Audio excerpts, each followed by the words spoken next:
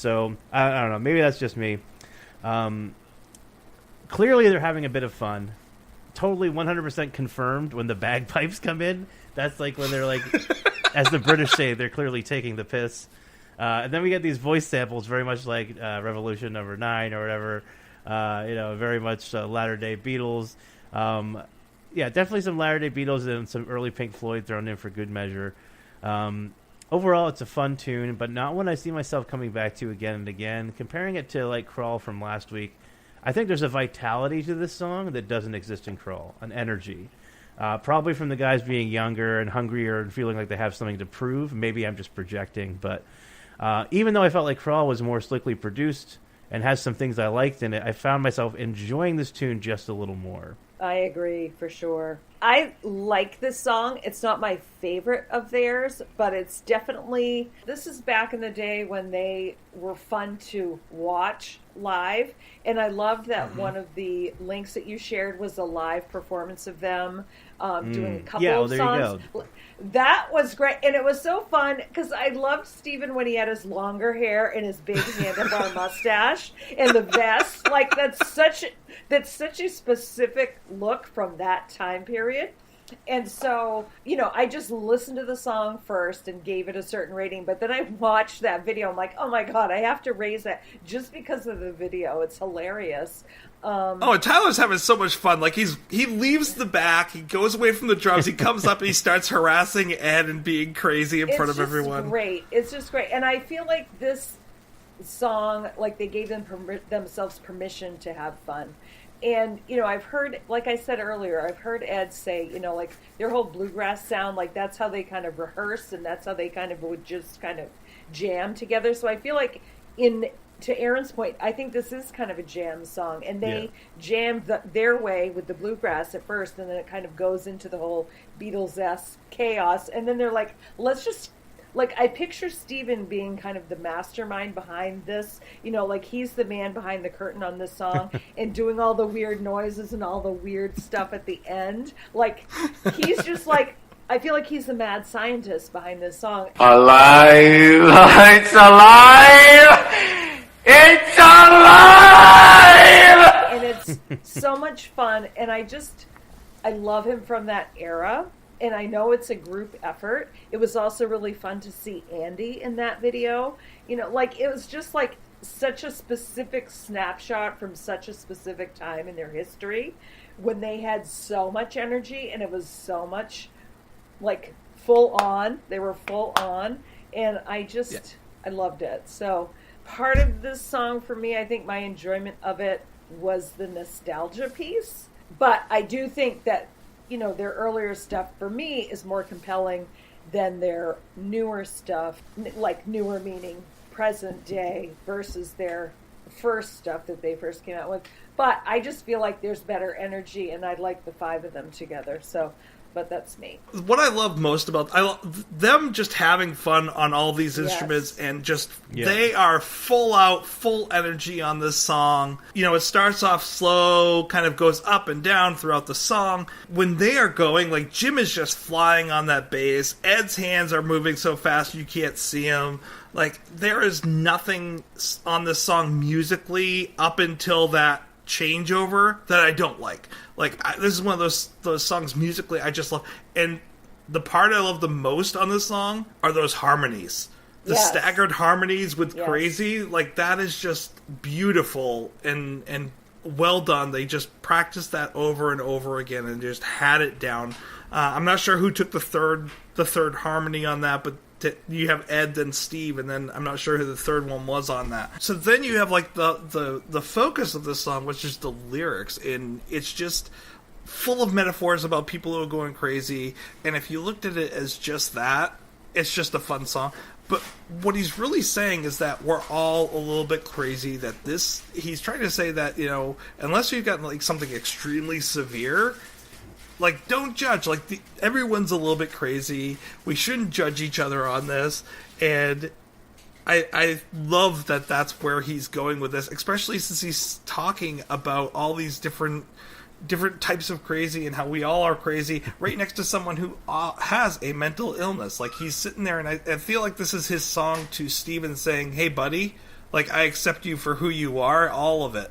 And, you know, I'm just like you. I have my own things, but I may not have what you have, but I have my own things, and no judgment. I think it's hilarious that the whole song, like starting with the second verse, I guess, it's all one cliche after another. Oh, yeah. You know, like, I don't, what is it? The lights are on, but nobody's home. My elevator doesn't go to the top. Yeah. I'm not playing with a full Oh, deck. I love that part. Like, it's just the listing of every kind of phrase you could use to call somebody crazy. The elevator doesn't go to the top. I'm not playing with a full deck. I've lost my marbles. I'm a few bricks short of a load. Like, it's and just it builds. so interesting. Yeah, it keeps going and going. Interesting to me is I mentioned Pink Floyd, and in the Trial at the end of The Wall, if you recall, there's a song called The Trial, and the refrain, the chorus is crazy, and there's always something different. Crazy, toys in the attic, over the rainbow, whatever. Are you crazy? Toys in the attic, I am crazy. Chewy got fishing.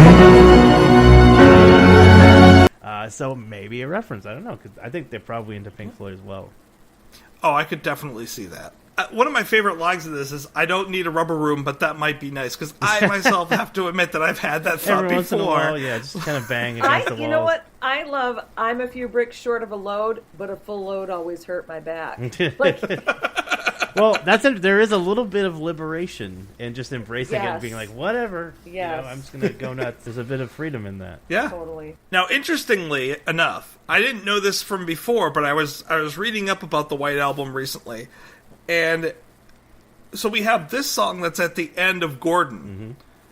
Revolution Number 9 was actually meant to be at the end of the White Album.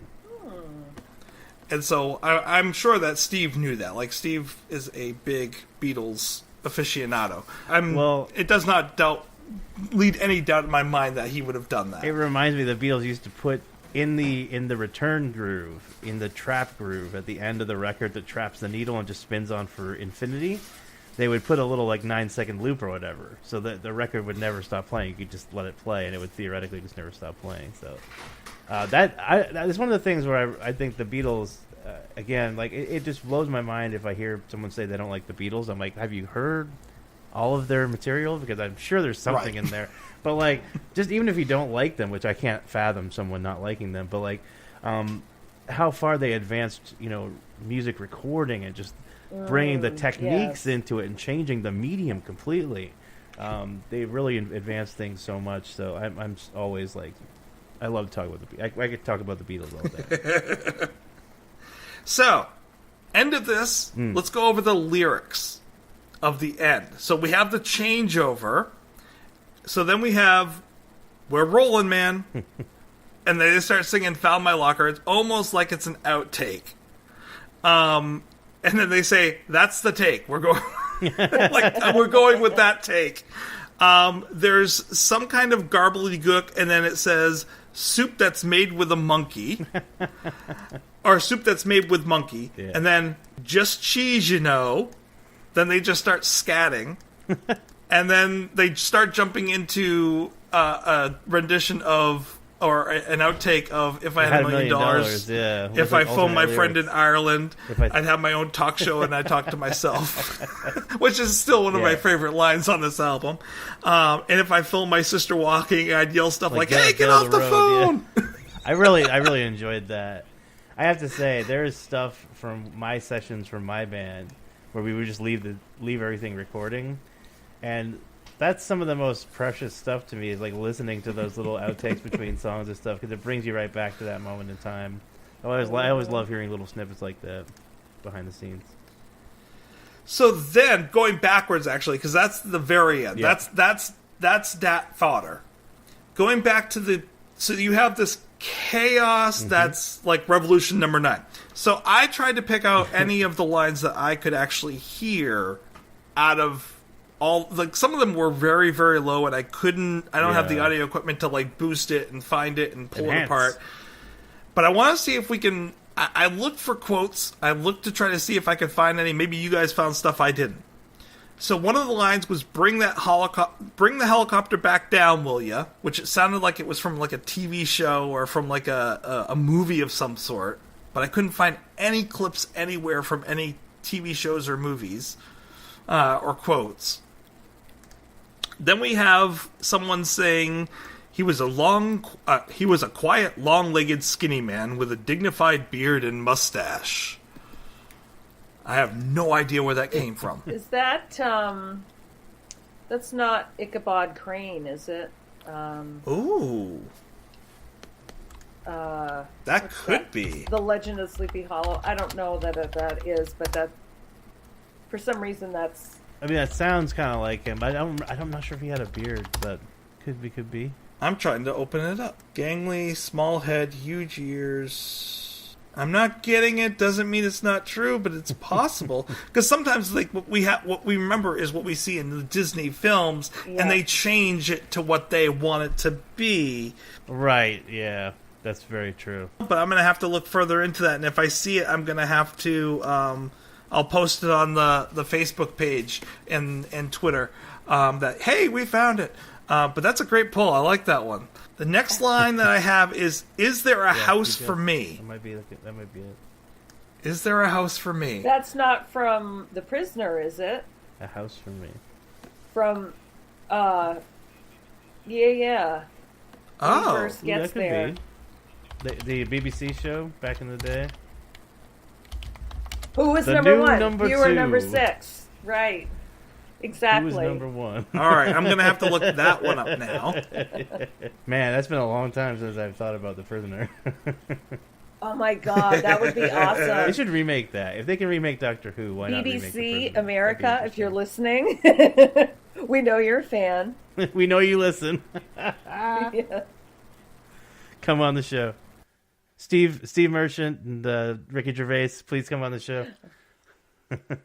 All right, so the last one that I have that I could find is interesting because I think it combines both our show and It's All Been Done, the podcast. The last quote is, Lentil was proud of his new harmonica and he decided to become an expert, which is from the book Lentil, which is the first book written by Robert McCloskey. Now, people... What? We got someone who... One Morning in Maine and Blueberries with Sal. And Make Way for Ducklings. Yep. My mom, a shout out to my mom right now because she used to read me Blueberries for Sal and One Morning in Maine, and I loved those books. Lentil is Lentil the duck? Is Lentil the... No, Lentil's a little boy who wants to... I can't remember all of it. I remember that he can't meet the what he's longing for, what he wants for a goal, and so he buys this harmonica instead, and he really delves into the harmonica and puts all of his soul kind of into playing the harmonica, and impresses this really big person who's going through town. Nice. So when you said lentil, I was somehow thinking Lentil. Yentl. I knew that was going through your head. I was like, wait, no, a lentil's like a bean, right? I unfortunately have not encountered the writings of Robert McCloskey, but I'm very Aaron, intrigued. you have to time Very travel intrigued. back to your childhood. I'll try to do the same and go back as your babysitter, and I will. So he's from Maine? You. He's from this area. So he's originally, the reason I say it combines the podcast, he is originally from Ohio. Okay. But which is where they do It's All Been Done podcast. But he died in Deer Isle, Maine, and wrote many of his books in Deer Isle, Maine. So, well, that's common ground. I think BNL One was Morning in telling us Maine. from the past that they are okay with us doing these podcasts and to get along. I think so. So, what I really think is they're trying to say with all this is I think that this was them in many ways trying to... This was their first album. This was them trying to say, this is who we are. This is who has influenced us. Like, you get all these different things. You get Styx. You get Charlie Brown. You get, like, all these different influences in this first album. And they're ending this album, and they're trying to give it their coda. Like, here's what we are. And I think that what Steven and Andy were doing with this was they were taking captions of their childhood and things that really